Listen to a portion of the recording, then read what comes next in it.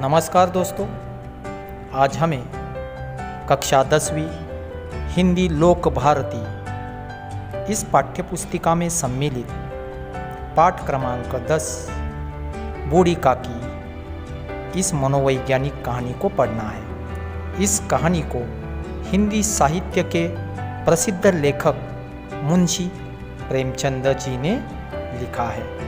प्रस्तुत कहानी के माध्यम से बूढ़ी काकी की मानसिकता को सुंदर ढंग से उजागर किया है। मेरे प्रिय साथियों, कहानी पढ़ने से पहले हम लेखक का परिचय देखेंगे। मुंशी प्रेमचंद जी का जन्म उत्तर प्रदेश के लमही नामक गांव में 1880 में हुआ। मुंशी प्रेमचंद हिंदी साहित्य के अप्रतिम कहानीकार एवं उपन्यासकार के रूप में जाने जाते हैं। उनका मूल नाम धनपत राय था। बाल्यकाल से ही आपने लेखन कार्य प्रारंभ कर दिया था। हिंदी साहित्य में उनका कहानी क्षेत्र में जो योगदान है, उसके कारण उन्हें हिंदी कहानी के पितामह के रूप में भी जाना जाता है। आपकी कहानियों और उपन्यासों में मजदूर, शोषित किसान, स्त्रियों आदि की समस्याओं का विस्तृत चित्रण देखने मिलता है। मेरे प्रिय साथियों, अब हमें प्रस्तुत कहानी के माध्यम से जो संदेश दिया गया है उसके बारे में देखना है। प्रस्तुत कहानी के माध्यम से प्रेमचंद जी ने समाज में व्याप्त वादाखिलाफी, वृद्धों के प्रति तिरस्कार की भावना आदि पर जोरदार प्रहार किया है। यह कहानीकार ने बुजुर्ग जनों के मन का मनोवैज्ञानिक विश्लेषण करते हुए उनके प्रति आदर भाव रखने हेतु प्रेरित किया है। मेरे प्रिय साथियों, यही पाठ पुनश्च एक बार हम कंटिन्यू करने जा रहे हैं। लेसन थोड़ा बड़ा है लेकिन विस्तार से हमें समझना है। तो इसके पहले जो वीडियो हमने देखा तो पंडित बुद्धिराम जो है, उनका लड़का मुखराम का तिलक आया था, तो स्वादिष्ट व्यंजन वहाँ पर बन रहे थे और उस स्वादिष्ट व्यंजनों की सौंधी सौंधी खुशबू जैसे काकी सूंघती है, उसका जी ललचाने लगता है। क्या होता है? जी ललचाने लगता है। याद रखिए, मनोवैज्ञानिक कहानी देख रहे थे हम। आगे देखिए, बूढ़ी काकी अपनी कोठरी में शोकमय विचार की भांति बैठी हुई थी। यह स्वाद मिश्रित सुगंध उन्हें बेचैन कर रही थी।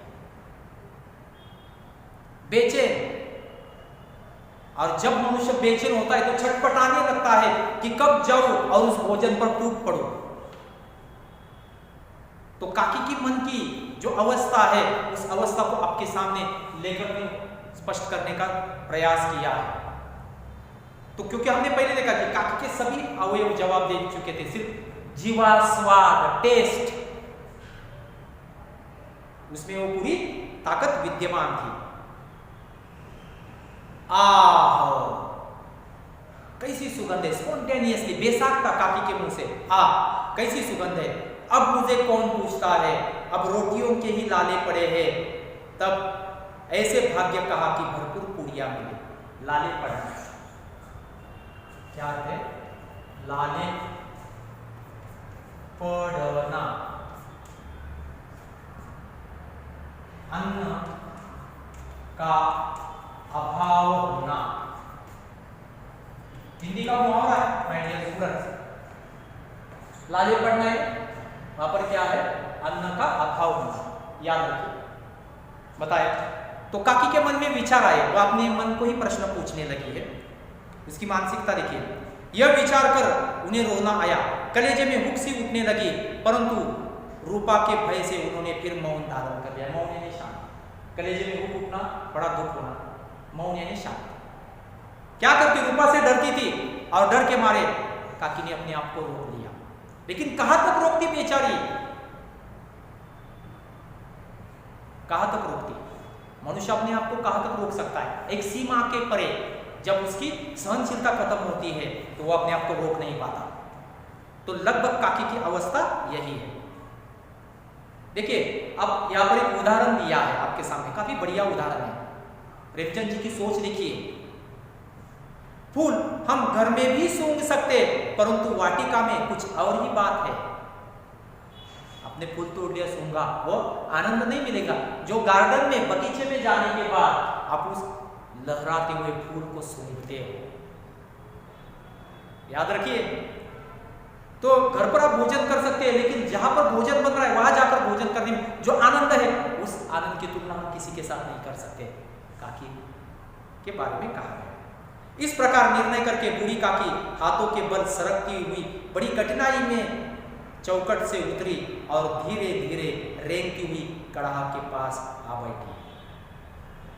अंत में काकी मजबूर हो गई, बेचैन थी, उतावली, और अपने आप को रोक न सकी। बेचारी हाथों के बल रेंगते रेंगते रेंगते रेंगते चौखट पार करके जहां पर यह भोजन बन रहा था वहां जा धमकी।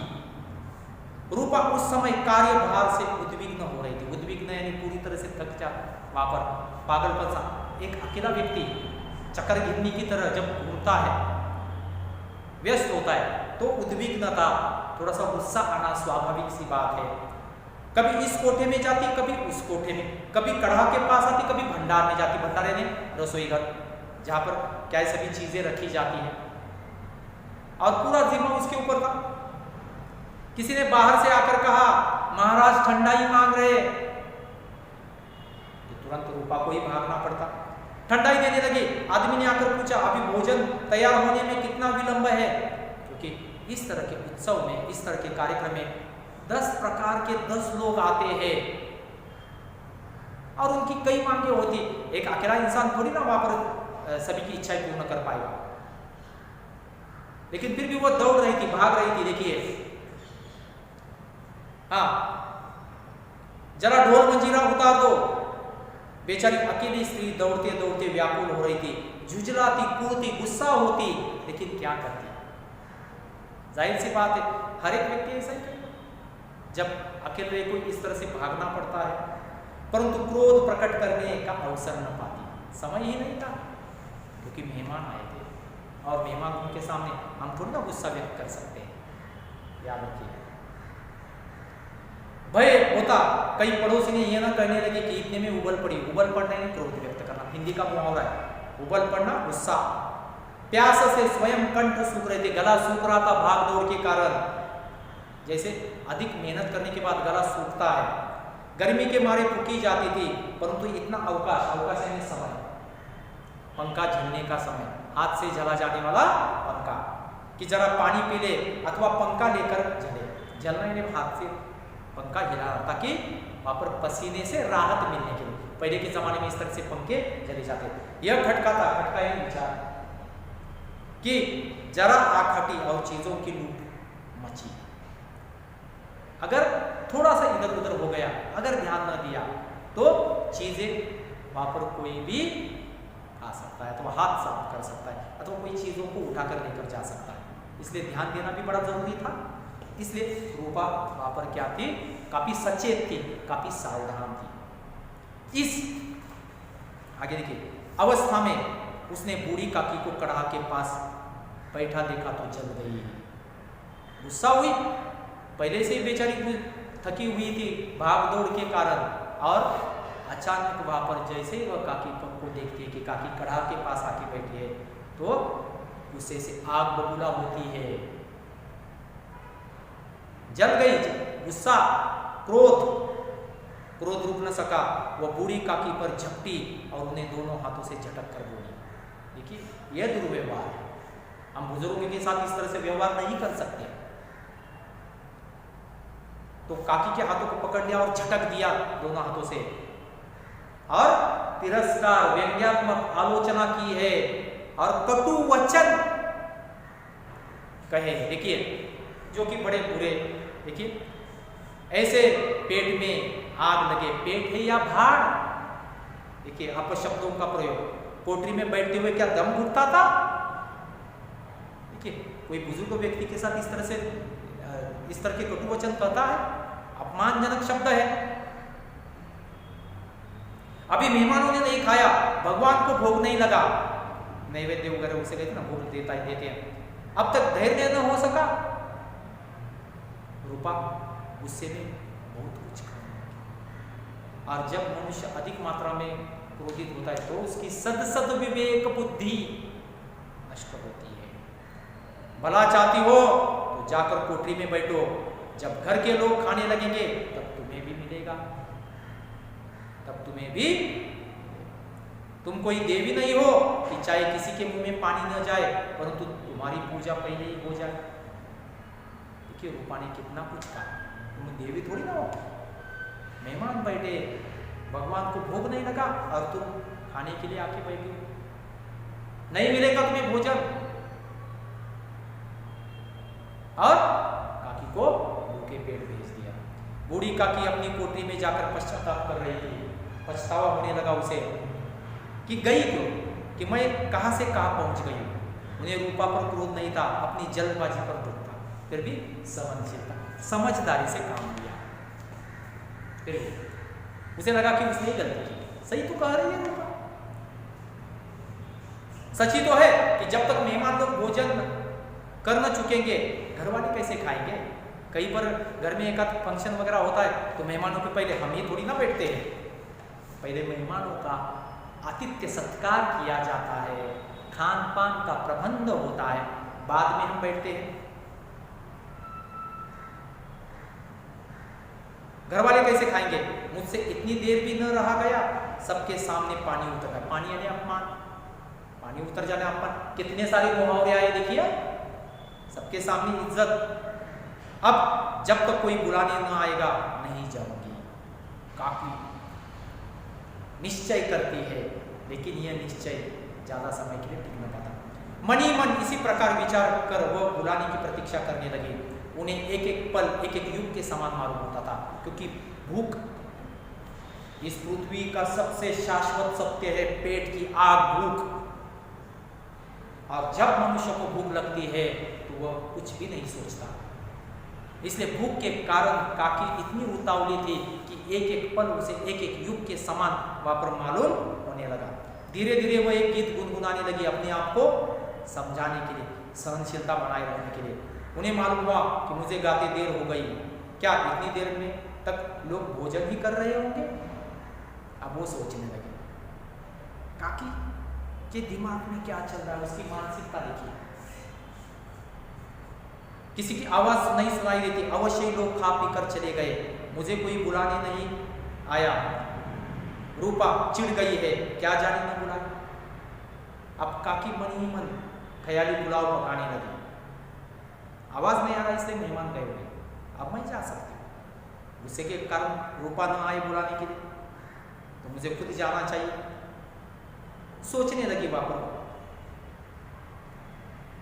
आगे देखिए क्या कहा, सोचती हो कि आप ही आएंगी, वो कोई मेहमान तो नहीं जो उन्हें बुलाओ। बूढ़ी काकी चलने के लिए तैयार हुई, यह विश्वास की 1 मिनट में पूड़ियाँ और मसालेदार तरकारियाँ सामने आएंगी। और दोबारा काकी धीरे धीरे रेंगते रेंगते जहाँ पर भोजन परोसा जा रहा था वहाँ जाकर जाने लगी। और जाते समय उसके मन में देखिए कितने विचार आए। मसालेदार पूरियां यानी स्वप्न रंजन, अभी तक खाना मिला भी नहीं। उनकी स्वादेंद्रियों को गुदगुदाने लगा। गुदगुदाने में काफी आनंद, काफी प्रसन्न, काफी खुश।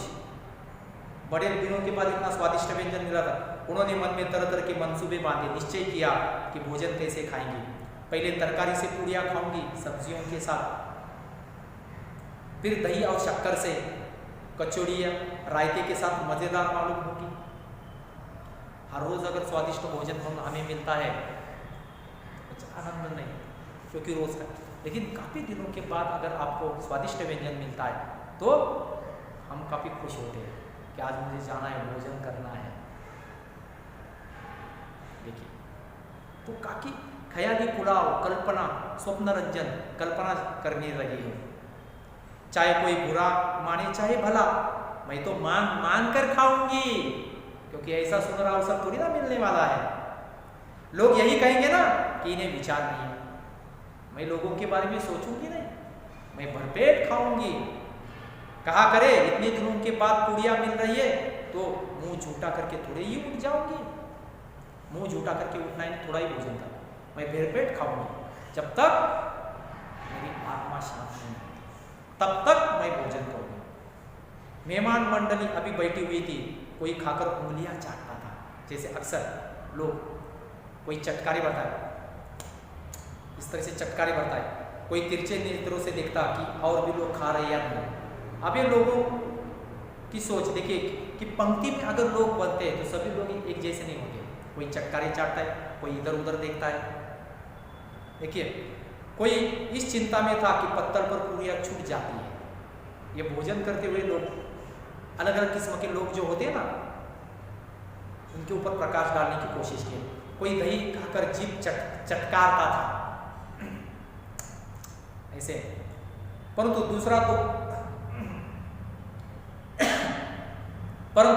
दूसरा दोना मांगते संकोच करता। दोना इन्हें पत्तल का बना हुआ होता है।